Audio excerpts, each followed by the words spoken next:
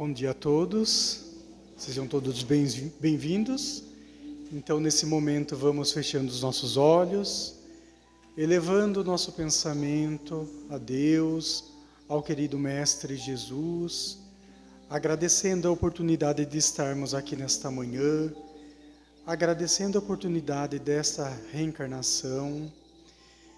Pedimos a Deus que nos envolva com sua luz, com sua paz, com seu amor, serenando os nossos pensamentos, equilibrando os nossos sentimentos, que possamos estar abertos para ouvir os ensinamentos que serão explanados nesta manhã e que possamos aplicá-los na nossa vida, no nosso dia a dia, nos esforçando para sermos melhor a cada dia. Que Deus abençoe a todos nós, que o Mestre Jesus nos abrace com o seu amor infinito e Maria Santíssima nos envolva com o seu manto de luz. Que assim seja, graças a Deus e graças a Jesus.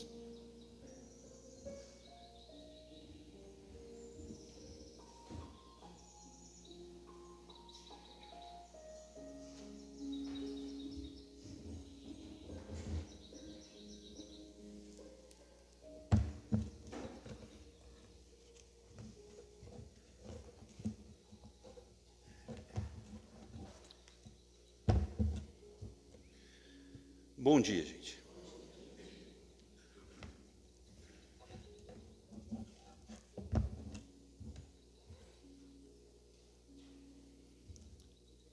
O livro não vai ficar aberto sozinho.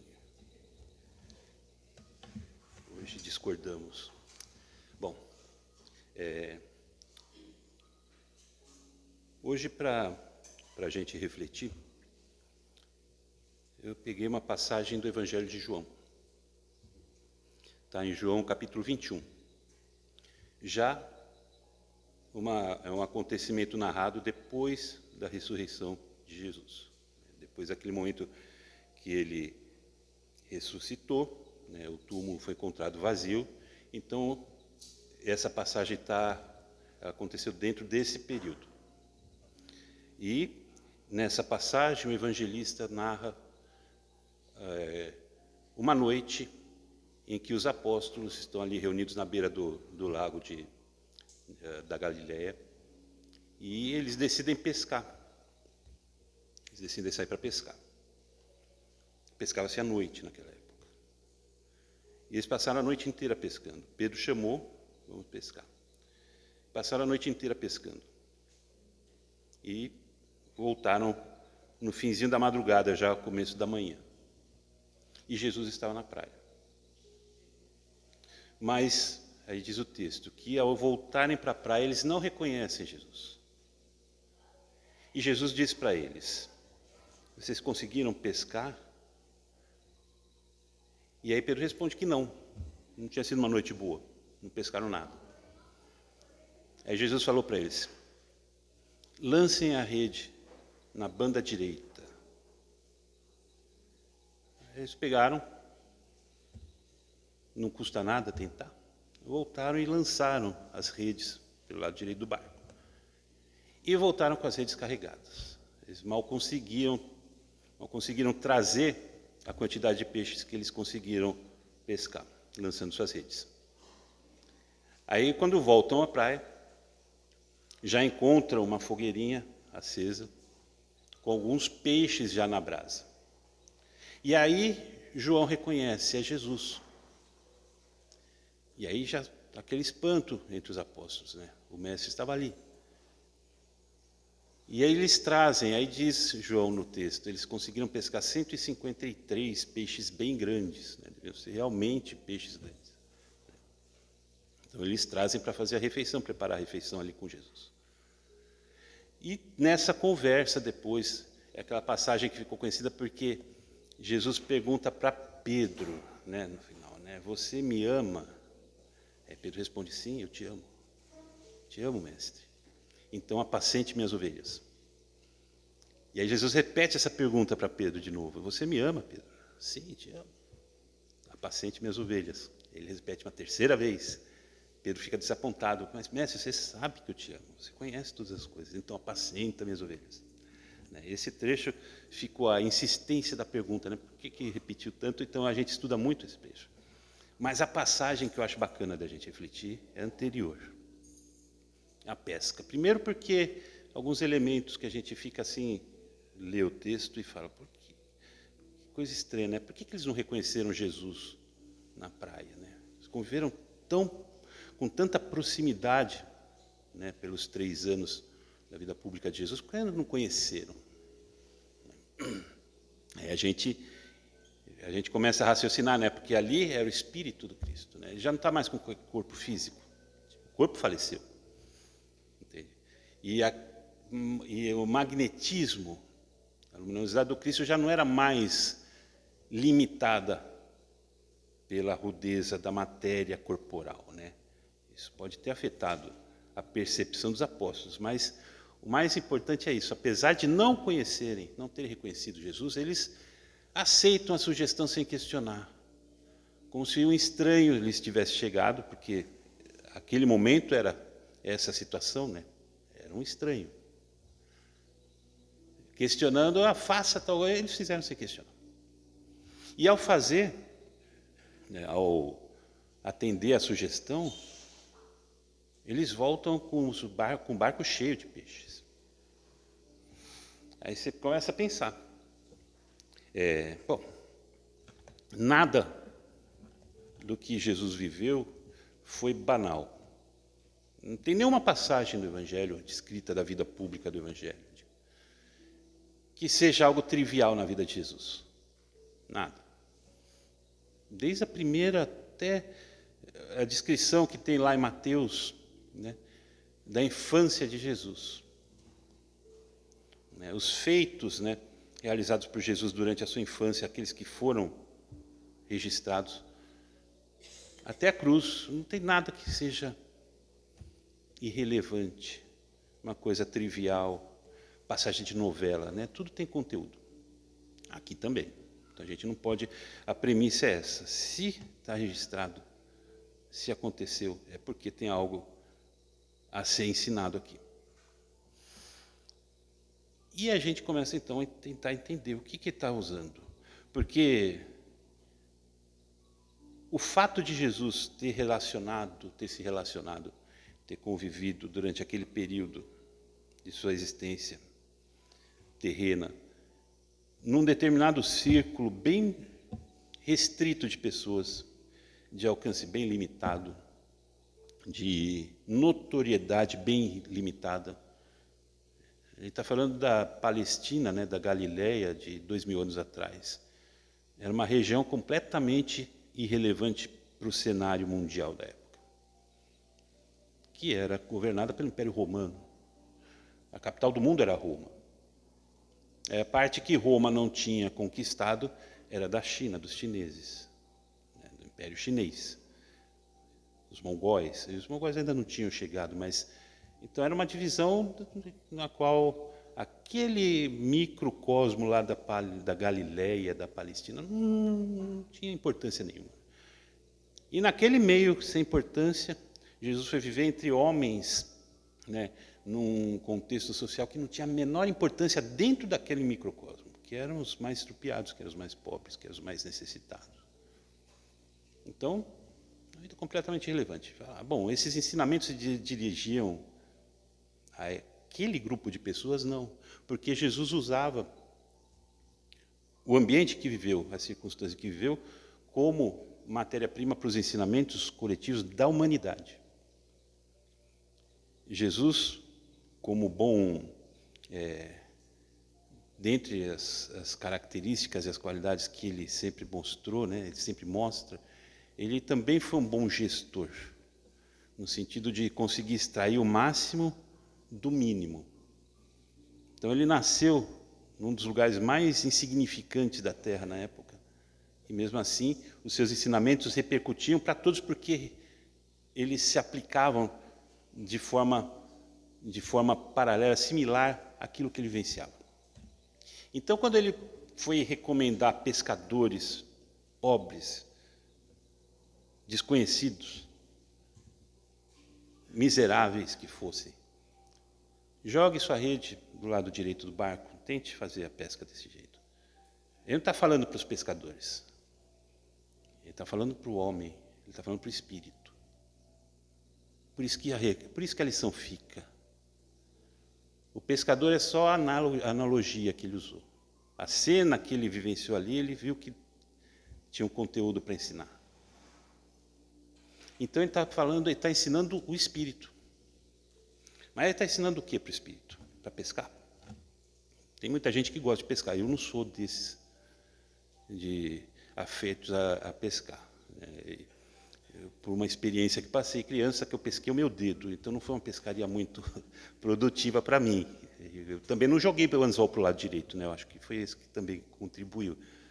Mas tem muita gente que gosta de pescar.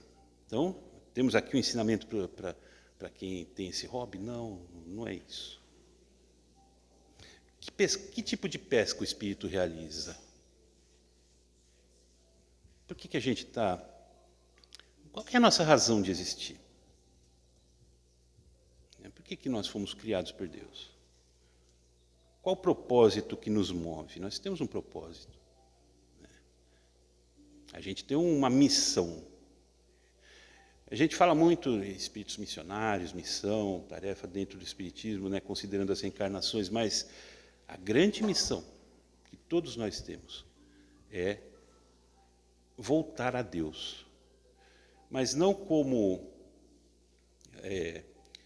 sua criação desprovida de vontade ou de desejos próprios. Como nós éramos quando criados, né? Simples e ignorantes, como os espíritos ensinaram para Kardec. Não conhecíamos nada, não sabíamos de nada, não tínhamos capacidade de discernir absolutamente. Estávamos começando do zero.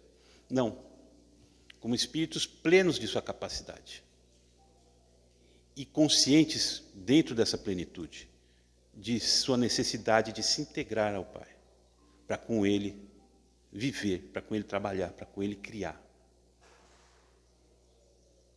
Resumindo, que o objetivo nosso é atingir a perfeição.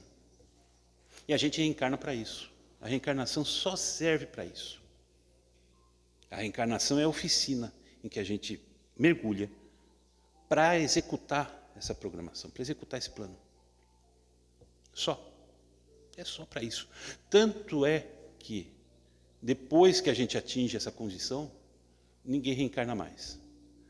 Só num caso específico, como o de Jesus, que encarnou para orientar.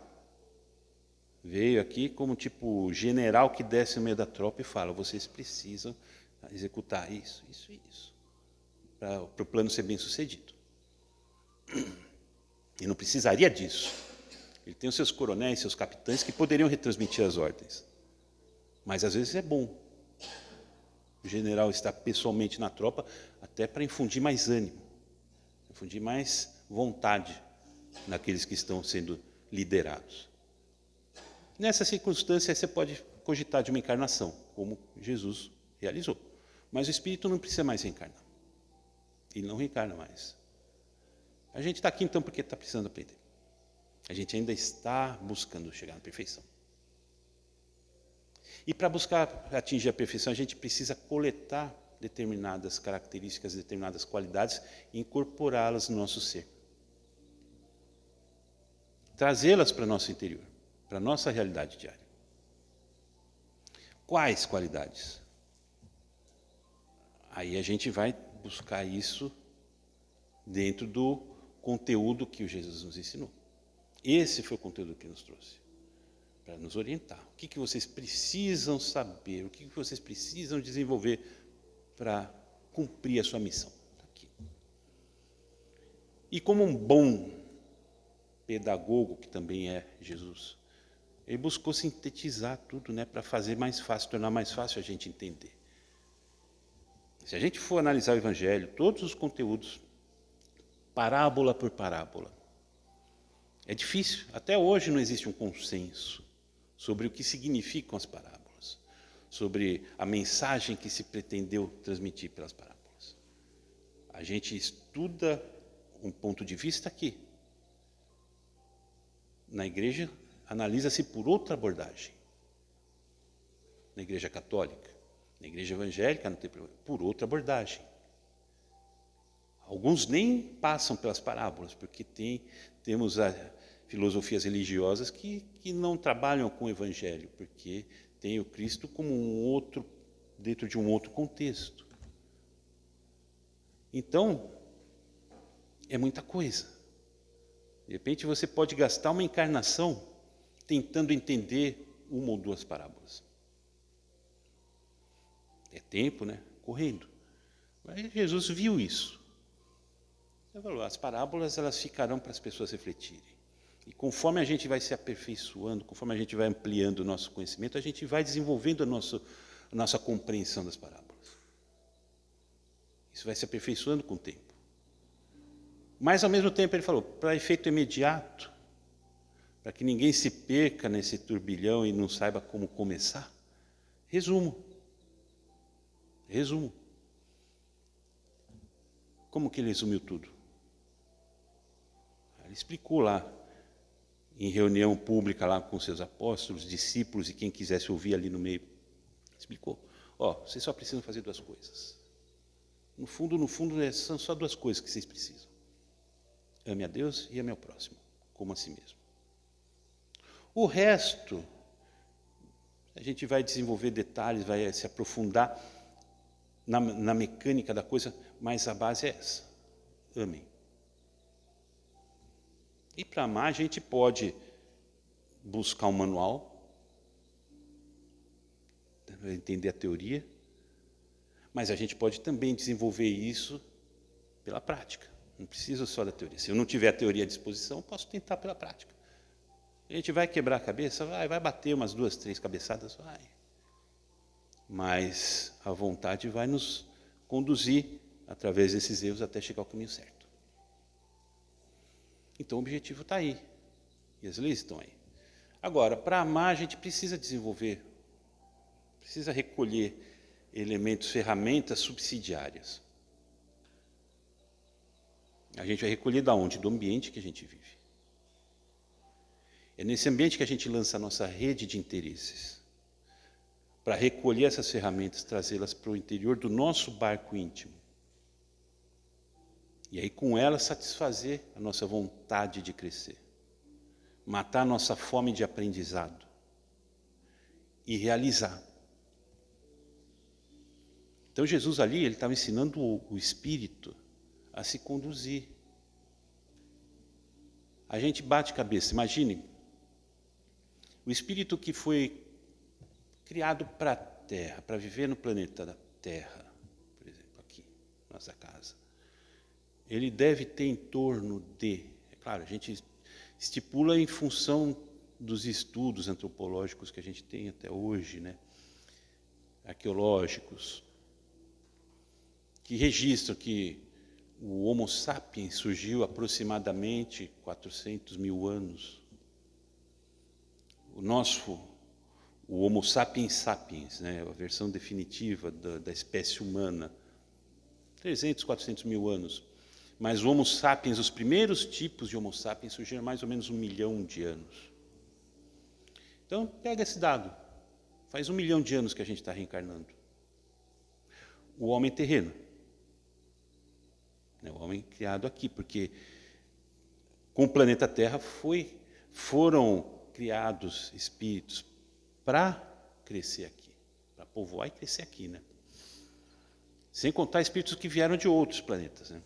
Espíritos visitantes. Esse já tem um pouco mais de tempo de estrada. Então você fala, bom, estamos aí reencarnando há quase 1 milhão de anos. Tiramos 2.000 anos, que é a época que o Cristo veio. Não muda quase nada do tempo. De 1 milhão menos 2.000, 999.800, acho que é isso. 998.000. Não mudou muita coisa. Não chega, acho que 1%. O que a gente conseguiu nesse esses 998 mil anos. Tirando as raras exceções, né? Como Emmanuel cita no livro Consolador, né?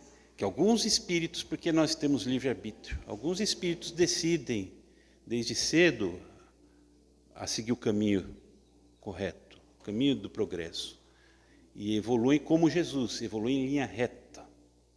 Uma evolução em linha reta. O que significa evolução em linha reta? Significa que tomou as decisões certas, vamos dizer assim. Decisões que todos nós podemos tomar no nosso dia a dia.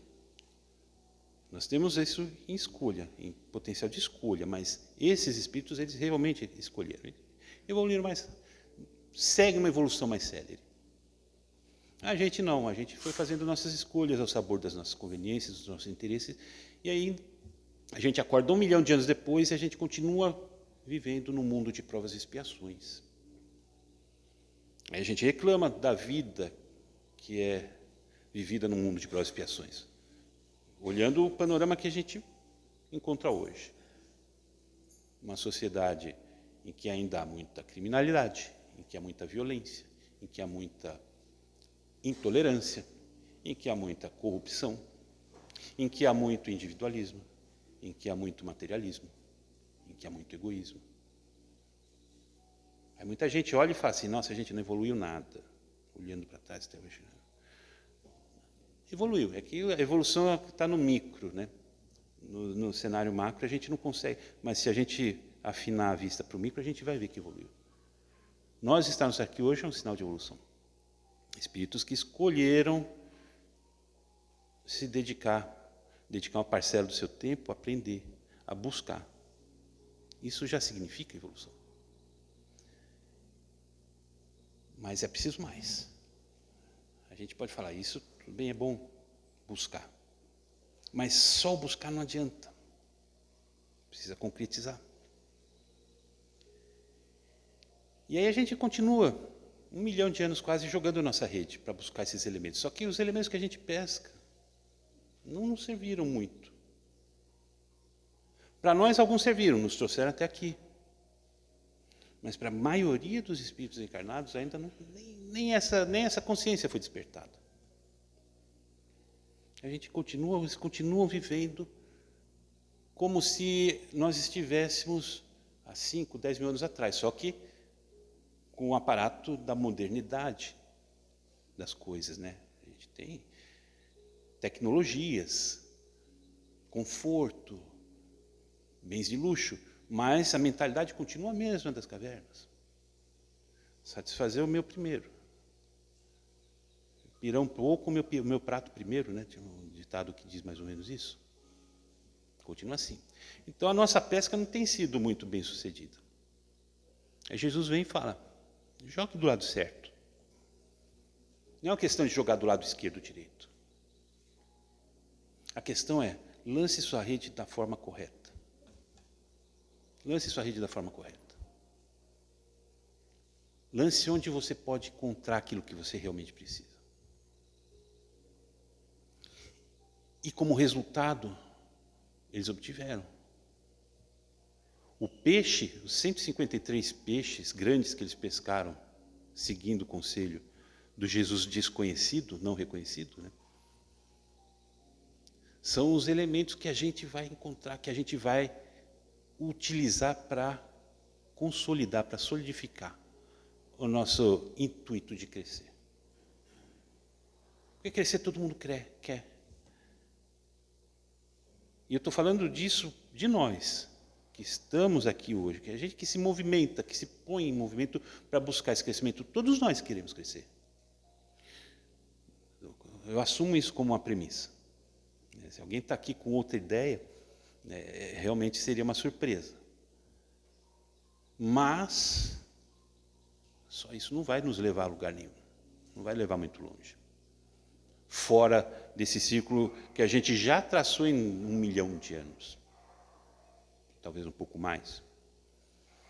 Não vai. O que falta? O que está faltando concretizar? A gente pega o manual de instrução no Evangelho. Jesus foi bem claro. Quem quiser vir após mim, tome sua cruz, negue-se a si mesmo e me siga. Simples assim. Tome sua cruz, negue-se a si mesmo e me siga. Tomar a cruz. O que a cruz representou para Jesus? Ele morreu na cruz. A gente aprende a dizer isso, né? Quem passou pela igreja, quem teve, pelo menos que nem no meu caso, né? Que cresci católico, né? A gente aprende. Jesus morreu na cruz. Jesus não morreu na cruz. Você não estaria vivo. Não ia aparecer depois e dar o conselho para os apóstolos aqui na praia. O corpo morreu. A matéria morreu. Mas Jesus ficou. A cruz para Jesus significou o quê? A prevalência do Espírito sobre a matéria. Ele não falou para os apóstolos, o templo vai ser destruído em 3 dias, será reconstruído.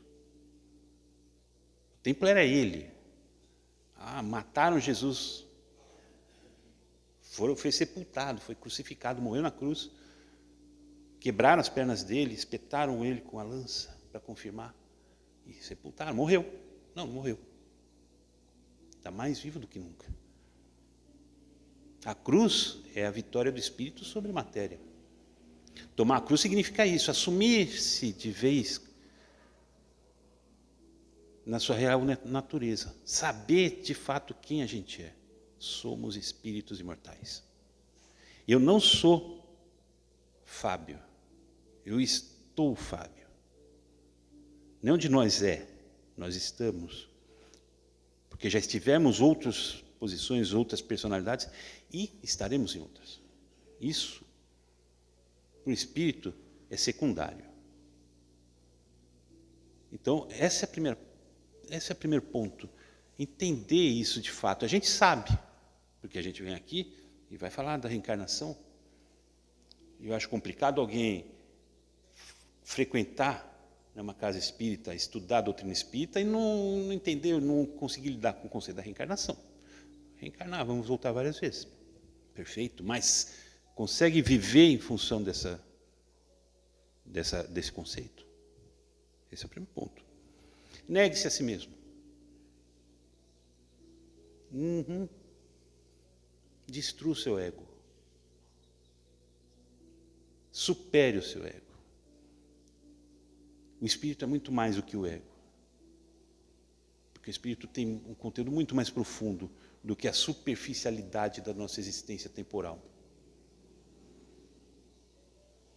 A abnegação é um imperativo para o espírito crescer. Porque eu não vou desperdiçar minha energia, meu tempo, buscando satisfazer os meus interesses. E siga-me. Faça aquilo que eu fiz. E o que Jesus fez? Fez alguma coisa de extraordinário? Fez milagres, construiu foguetes? Não. Viveu ali pescando, trabalhando com serviços de marcenaria para se sustentar. Mas ele nunca negou ajudar quem lhe pedisse. Ele nunca negou ouvir quem lhe procurasse. Ele nunca alegou falta de tempo para atender quem estivesse precisando. E essa necessidade que as pessoas tinham para procurar não era uma necessidade material, porque Jesus não tinha dinheiro para dar para ninguém. Se fosse pedir esmola para Jesus, ia dar com a cara na porta, porque ele não tinha. O homem que tinha uma pedra para usar de travesseiro. Alguém já tentou dormir numa pedra? Não é fácil. Então, não é uma coisa nada impossível, nada difícil, nada que exija saberes, etc. Nada. E aí entra a grande questão, né? Por mais que a gente busque e as tecnologias se desenvolvam, e aí a gente pode colocar com uma finalidade precípua de nos facilitar na tarefa. Por que surgiu a internet? Por que a informática cresceu do jeito que cresceu? Por que tudo se desenvolveu, as formas de trabalho se evoluíram de uma maneira a demandar menos tempo, menos empenho? Por que isso surgiu, né? Para nos deixar mais livres, para se dedicar àquilo que realmente importa. É lógico pensar nisso, seria lógico, mas não é o que acontece. A gente tem o celular, né, por exemplo, que encurta distâncias, ainda mais com a internet, então acabou tudo, você tem tudo na palma da mão. E a gente sai para a rua, sai no restaurante, sai no shopping, as pessoas andando, comendo, sentadas, em casa, no trabalho. Até no trabalho, né? Só não tem uma... Porque os chefes também estão lá assim, então ninguém se percebe que está todo mundo ali assim. Nos escravizou. Por quê? Porque tem coisas muito seducentes ali. O mundo se especializa em nos oferecer coisas sedutoras para nos desviar, cada vez mais. E a gente não tem essa fortaleza, a gente não tem esse ânimo fortalecido, a gente não consegue nem negar-se a si mesmo, muito menos seguir o Mestre. Siga-me. A nossa rede está sempre indo para o lado errado, mesmo que a gente queira jogar do lado certo, e a gente ache que está jogando do lado certo, está jogando do lado errado. A gente fala muito em crise econômica, por exemplo, nos dias de hoje, né? Problemas de ordem econômica, é escândalo daqui, escândalo dali, isso afeta, sobe a inflação, o preço dos alimentos sobe e o salário não cresce, enfim. É uma roda de eventos. Mas,